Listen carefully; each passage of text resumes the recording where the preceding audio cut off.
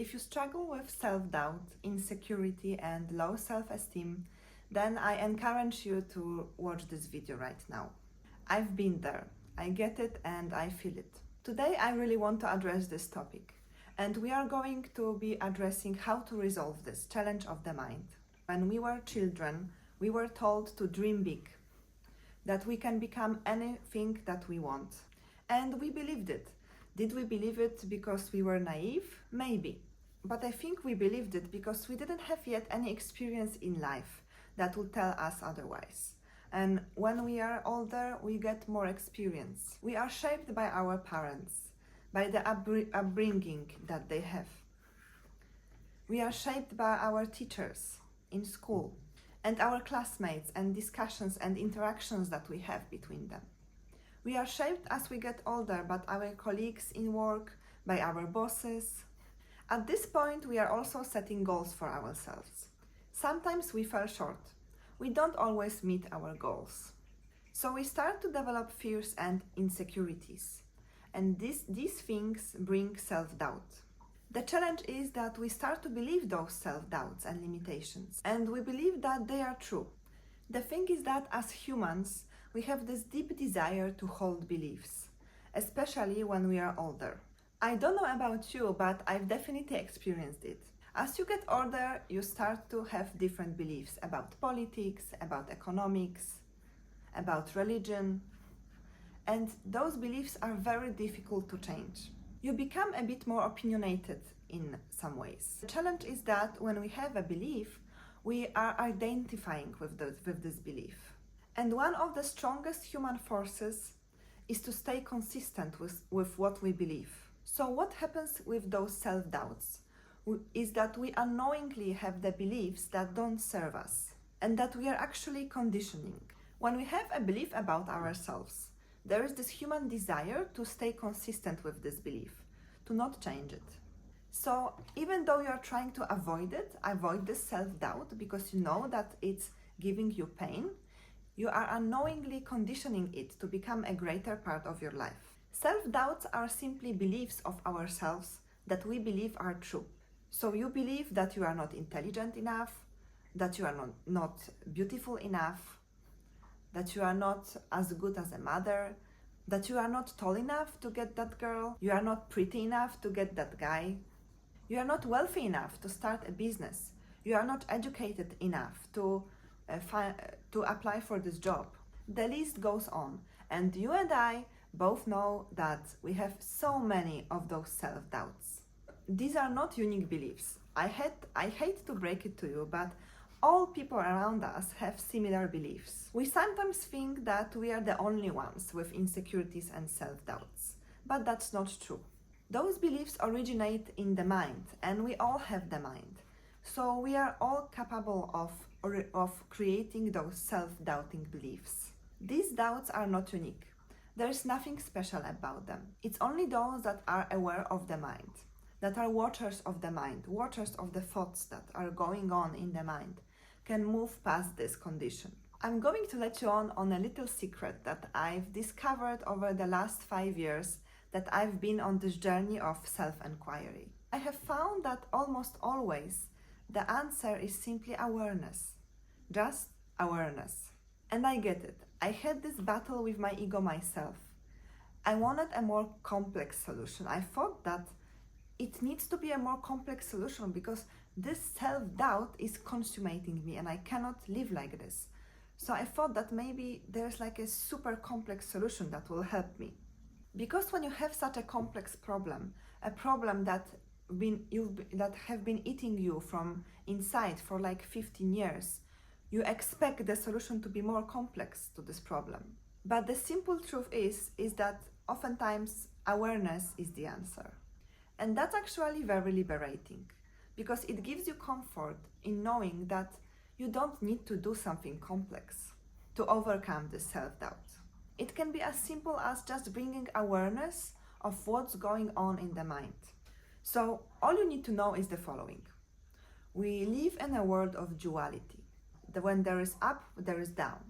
When there is life, there is death. When there is morning, there is night. And happiness and sadness are no exceptions to this. This happens also on a microscopic level. When there are protons, there are also antiprotons. This is the reason that we know that when there is self-doubt, there is also self-confidence, the opposite of self-doubt. And because you know you can access self-doubt, you can also access the confidence. Confidence doesn't originate outside of you. This is what we are told in a society with all the marketing campaigns. You need to be beautiful to be confident. You need to have this amount of money to be confident. You need to buy this cologne to be confident. You need to make a certain amount of money to be confident. But that's all just to make money off of you. Confidence originates from inside, no different than self-doubt originating from the inside. That means that in the same way that you gravitate and access self-doubt, you can also access confidence. It's just a matter of conditioning yourself. Why is that? Some people say, if I can do it, then you can do it too. It's because that most of us are moving through life unconsciously, reacting to every thought that we have. But we inherently know that we are coming from the similar source. In fact, biology will even tell us that we are 99% biologically similar. We are way more similar than we are different. And this is good news, because if your friend is capable of driving a car, then you are also capable of driving a car. There are of course true limitations. When you have physical impairment, like a disability, then it won't allow you to drive a car. And there are also self-limitations. Maybe you have fear of driving a car, and this prevents you from driving a car. This instills a belief in you, saying that I can't drive a car. But this is not true. You can drive. You have a physical ability to drive. It's just that you have to get beyond the mind. For example, I'm short and I want to become the basketball player. Is that likely to happen? No, that's a true limitation. Basketball players are really tall. But is it possible? Yes, it's possible. Who are you to define what's possible and what isn't possible? Defining what's possible creates a belief of what is and what isn't possible in your mind. And you confine yourself within that belief. So a powerful example. In 1954, Roger Bannister was the first man to run 1 mile in under 4 minutes. Before he achieved this goal, nobody else had. And everybody thought it's impossible. They said that only under perfect conditions human can do it. But Roger Bannister shattered that belief. He ran 1 mile in very unforgiving conditions. And then 46 days after him, a second man ran 1 mile in under 4 minutes. And then there were hundreds of men who did that. This tells us that science is always breaking barriers. It's not fixed. The limitations we believe are not always true. This also tells us about the power of belief, because everybody believed that it's not possible to run 1 mile in 4 minutes. But until Roger Bannister did it, then everybody started to believe that they can also do it because someone else did. But Roger Bannister believed it before it came true. You don't have to see it to believe it. You don't see oxygen, but you breathe oxygen. You don't see wind, but you feel the wind on your hands. Roger Bannister used his mind that served him. So he really believed really hard. He believed really hard that he can do it. And then he put the work. So first he believed it, and then he did the work. If he didn't believe it was possible, then he wouldn't put all the hard work in it. And that's the problem with limitations. They stop us before we begin. You may be 5 inches tall and still become a great basketball player. For example, Spud Webb was 5.7 inches and he still won a slam dunk contest. It's not whether you can or cannot do it, it's whether you are willing to do it or not. You must be brutally honest with yourself and distinguish between the two. Self-limitations make us believe that things are not possible. But that's not true. You are full of potential. You are capable like anybody else. The first step is to ask yourself, is that true? Is that a true limitation or it's just a limitation of the mind? Be honest and humble. For example, I had this belief that I will never make it. I will never become successful. And this belief hurted me and held me back for like several years. I thought that I'm not capable of starting Amazon FBA business, that I'm not capable of earning this amount of money. And I asked myself, Is it really true? No, because I don't have a crystal ball. I can't predict future.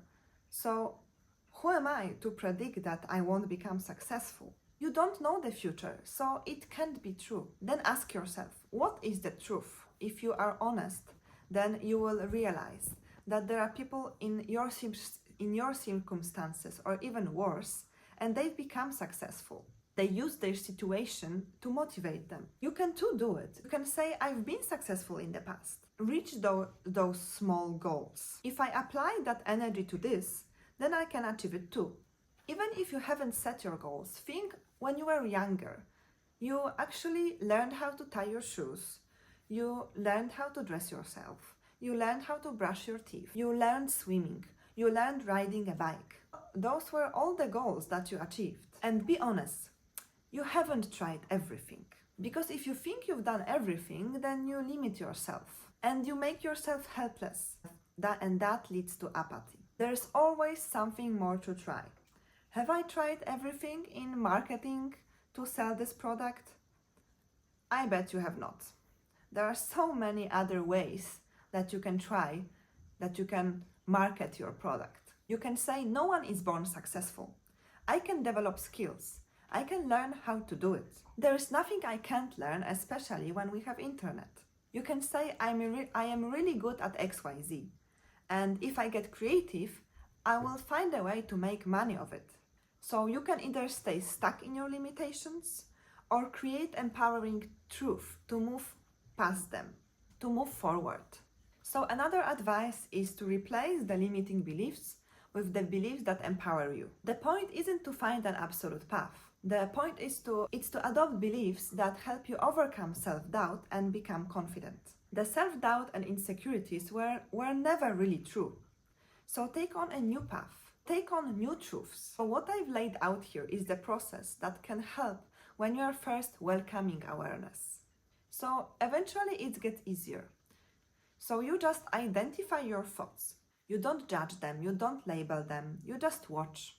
Watch as they go by, as the clouds. They just come and go. Thoughts are the same. You won't stop thoughts. You just don't attach to them. So this is a powerful one. If self-doubt arises, you just say, thank you for sharing. You don't identify with it. You don't make it your truth. Becoming a watcher of the mind is very liberating. The mind hates when you watch it, because then it loses the power. When it's unknown, when you don't watch it, then it controls your life. And when it's known, when you watch it, you gain control. So just bring awareness. Realize that your limiting beliefs are not true. Don't attach to them. Adopt empowering beliefs. Confidence isn't outside you, it's within you. All emotional states come from within you. We think that the outside world gives us feelings, but it doesn't. You assign meaning to those moments. I hope this video helped you. If it did, please leave a comment below. Share what resonated with you. And if you have tips to overcoming self-doubt, please also leave them in the comments. It's great to support each other. Also, subscribe to my channel to more motivational videos and videos about selling on Amazon FBA. Thank you and have a great day. Bye.